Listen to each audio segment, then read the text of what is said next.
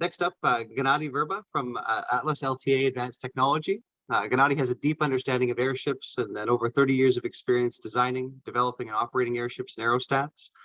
He started his later-than-air career in the 1980s in Ukraine as a student at Lviv Polytechnic University, and since that time, he's led several airship and aerostat developments in the US, Russia, and China. Since 2010, his major efforts have been aimed at the Atlant, a new type of cargo aerial vehicle. And his presentation today will discuss the developments of the Atlas Atlant project, potential uses and impact of the technology. Gennadiy, the floor is yours. Yes, thanks. Okay, so basically it was quite a long time. It was over 20 years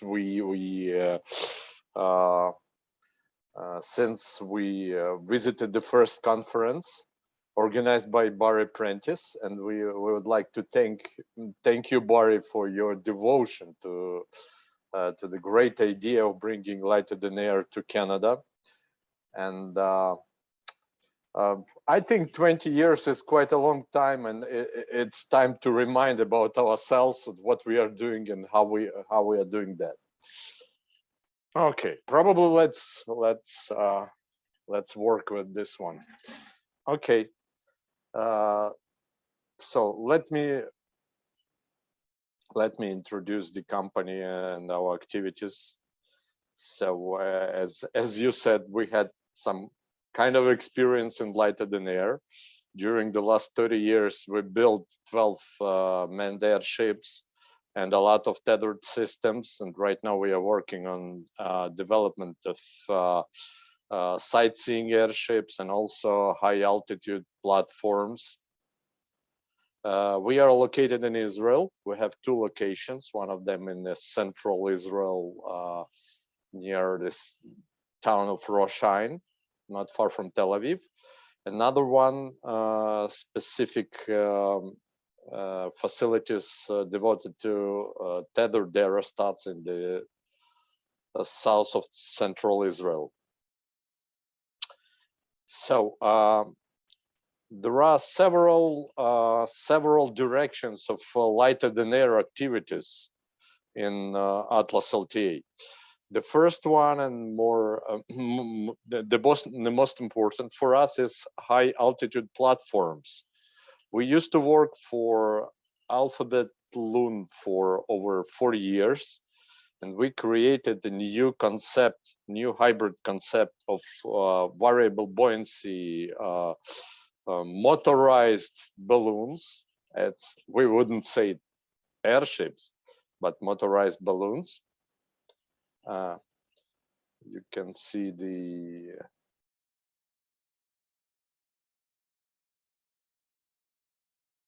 the launch of this balloon. Working on this project, we created the new types of materials, new types of helium and hydrogen holding films, super strong and super light, capable to work in very harsh conditions of very high UV radiation and low temperatures. And by the way, you see the picture of low temperature ground test. We have done this test in Canada near Yellowknife at winter. It was almost like -40, very challenging, but very good memories about this test.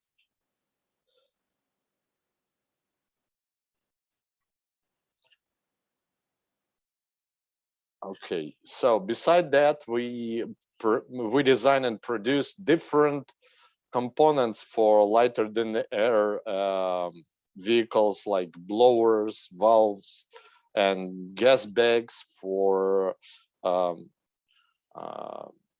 rigid airships. And we think that our experience with high altitude is very useful for that, because we can use this same or similar extremely light and helium-proof films and textiles for gas bags. Also, we produce various types of tethered aerostats, which is used for defense and sometimes for tourism, like our Skylift. Right now, Skylift is going to be certified in Israel and installed for the first time in the center of Jerusalem. Besides that, the tethered systems are extremely effective for persistent surveillance and communication purposes. But the main project for us is Atlant, which is heavy cargo aerial vehicle. For the beginning, we have two models, 16 tons and 60 tons, 60. And in the nearest future, we will start developing the 165 tons vehicle. We designed them for mostly for two markets, for two cargo niches of cargo market. First one is remote areas delivery, cargo delivery. As you know, this market is very demanded in Canada, and not only in Canada, in different climate conditions, this kind of activities can be extremely important. Another type is oversize, overmass cargoes delivery. The great example is a windmills blades, which is extremely difficult to transport using trucks or any other ground systems. Those are niche markets. Both of those markets are niche, but this niche is quite big. If you see at the size of the market, it is estimated by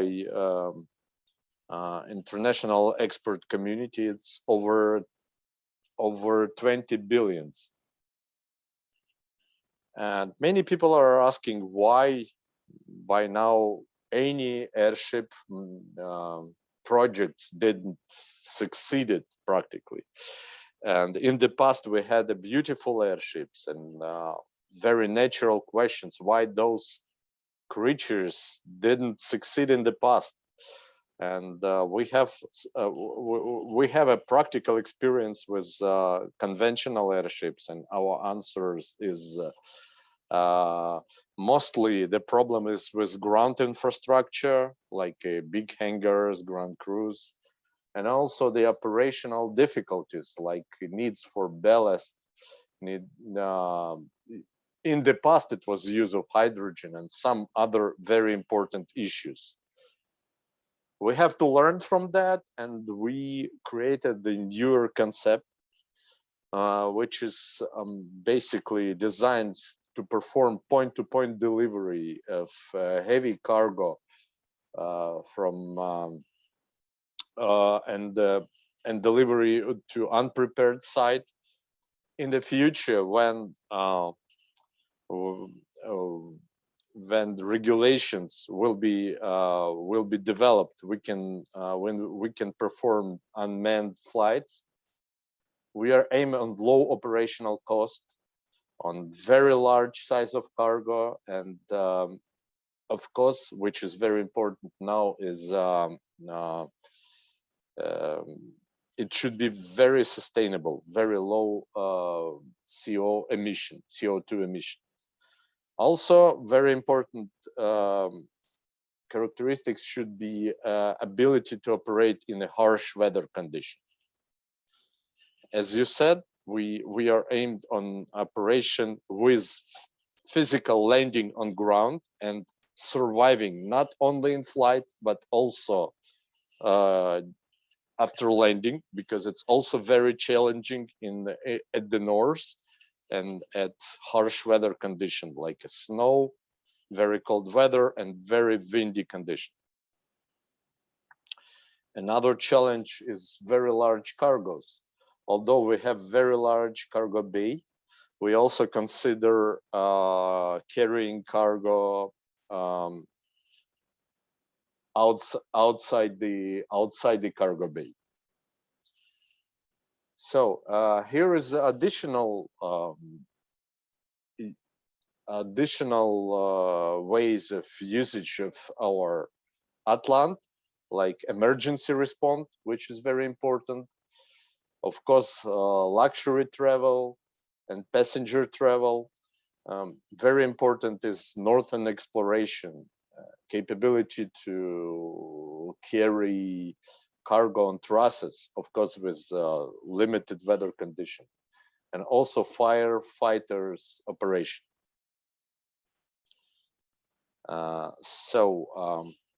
It is important to say that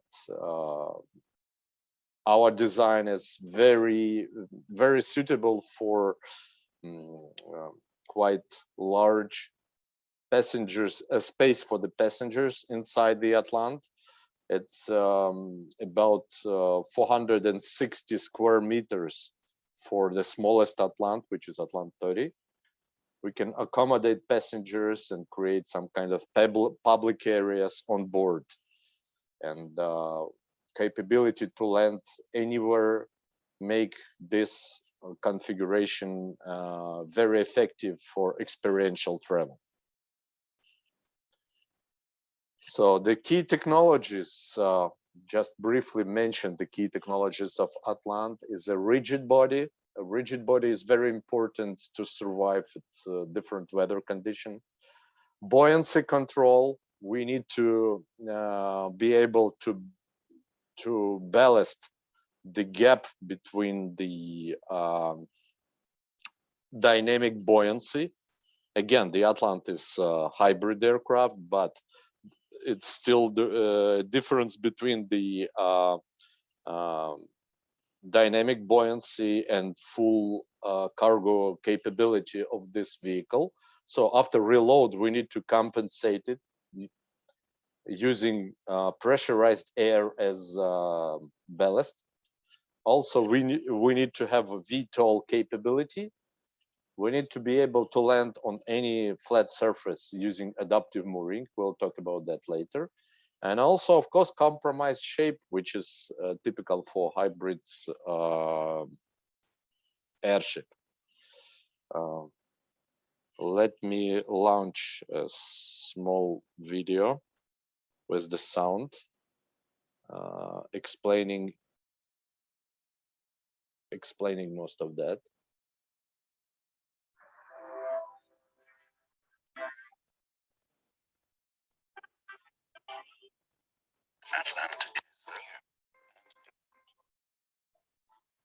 Atlant can operate in most all conditions, from -50 degrees Celsius and up to 70 in rain, snow, or any other weather. Atlant can land on a flat surface. When landing on the ground, deploys its self-mooring system to anchor the aircraft in one place. It requires no infrastructure and destination. The Atlant 100 can carry up to 60 metric tons. The much larger Atlant 300 can up to 150 tons. The cargo bay is enormous. It is up to 36 by 11 by 7 meters in dimension, totaling 2,400 cubic meters. If we look at other large cargo aircraft by comparison, you will see that they are all dwarfed by the Atlant 100. Sized cargo such as turbine blades externally mounted.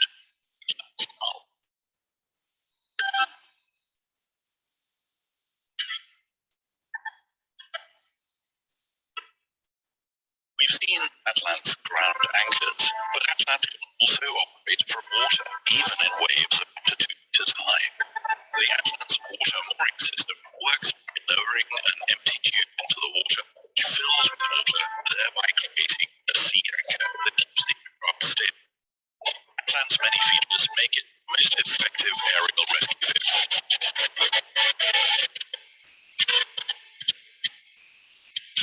Deployed to a disaster area very quickly, carrying vital equipment and goods to the area of the disaster, and be used as a up to 5 people in Atlant 100 to evacuate them from a disaster area. as well as carrying freight at the same time, and a field hospital built into the aircraft with operating facilities, perhaps an MRI, and bed spaces for up to 24 intensive care patients. One advantage for using the Atlant for such medical facilities is the lack of noise and vibration in flight. A number of different types of modules can be combined depending on the mission needs. The main purpose behind the Atlant design is to deliver cargo to is the delivery of fuel to remote places.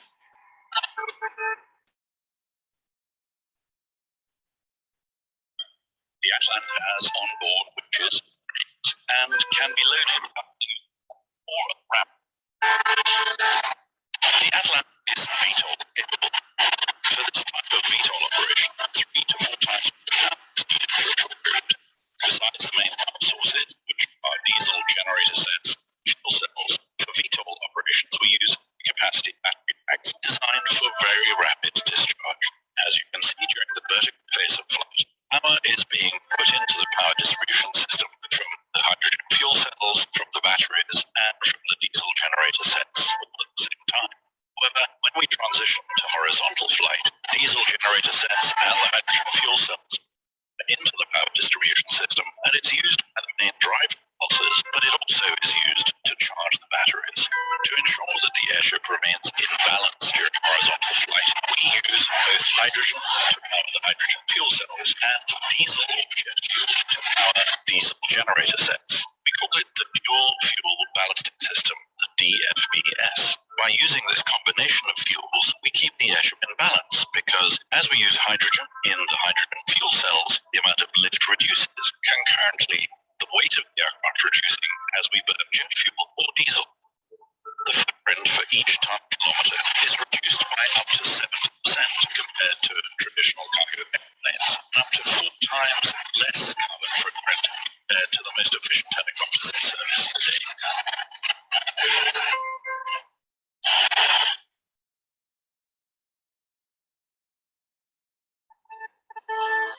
Thank you.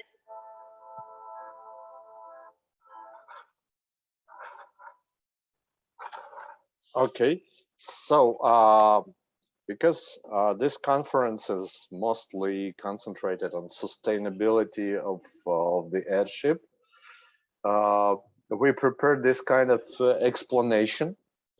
Maybe it's not so optimistic yet, but in the future it will be much better. This chart showing the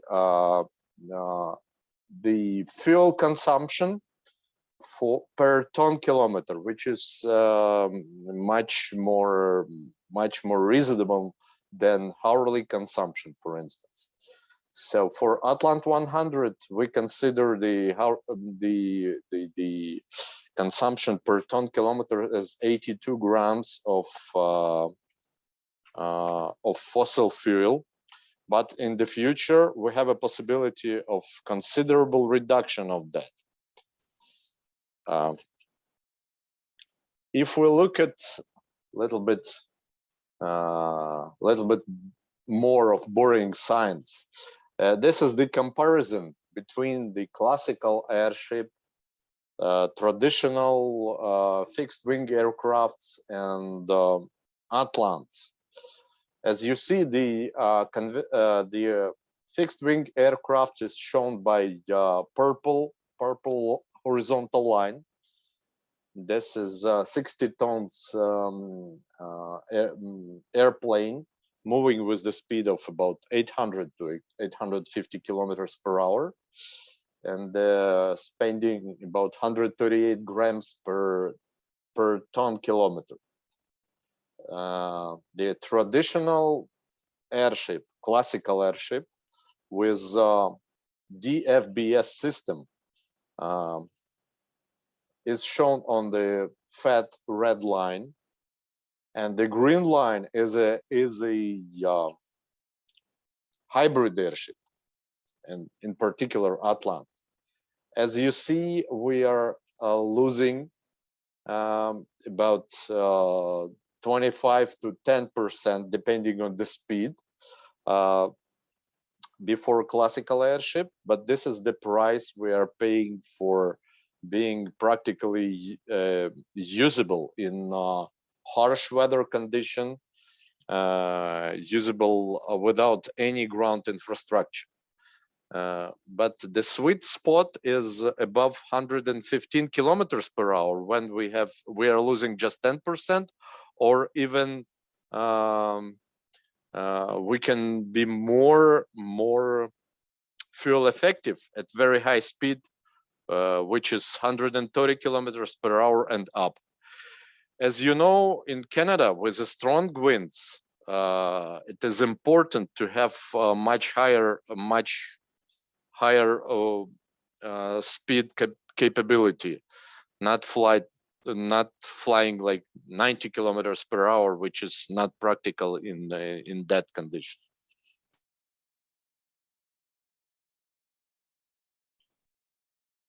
But the next step will be a fully electric or a hydrogen hybrid electric version, which will use hydrogen and fuel cells. And in our projection, we think we can achieve this result much faster than fixed wing aviation. You see the comparison, 10 years, not 15 years. The weight impact is much less. I will explain it later why we have this advantage. And additional cost is also less than for fixed wing aircrafts. Very important step toward Atlant is building the conventional airship for sightseeing, which is much smaller, but with scalability of the technology leading to the Atlant. So it is based on time-proven design of AU-30 airship, which we produced back 15 years ago. We produced 5 of them and using different conditions, including the cold weather conditions. We decided to make quite a deep modification of this airship, changing the propulsion, using the electrical propulsion and hybrid electric system. Here is the appearance of this aircraft. We moved the propulsors far from the passenger gondola and also added the third propulsion unit, which is located on the back of the envelope, adding maneuverability. Also, some design features providing the unique comfort in first class cabin and also in economy class cabin. But the main difference is the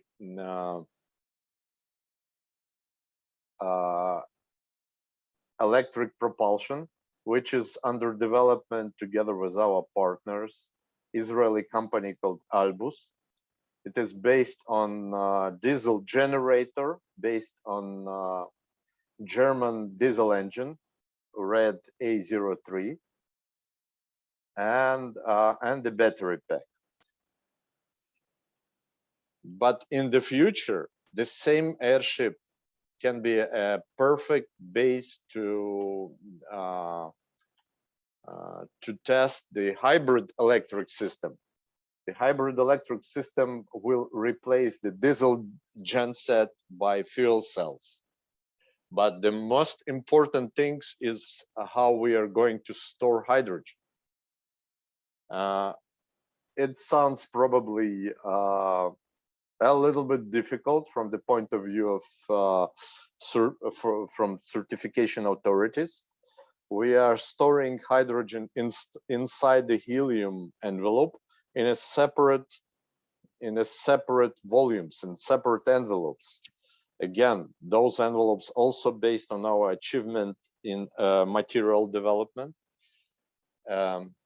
As you see from the beginning of the flight, we have a minimal heaviness of 50 kilograms, but burning hydrogen, we increase the heaviness and bring it from 300 kilograms after 55%, after 100 minutes of flight.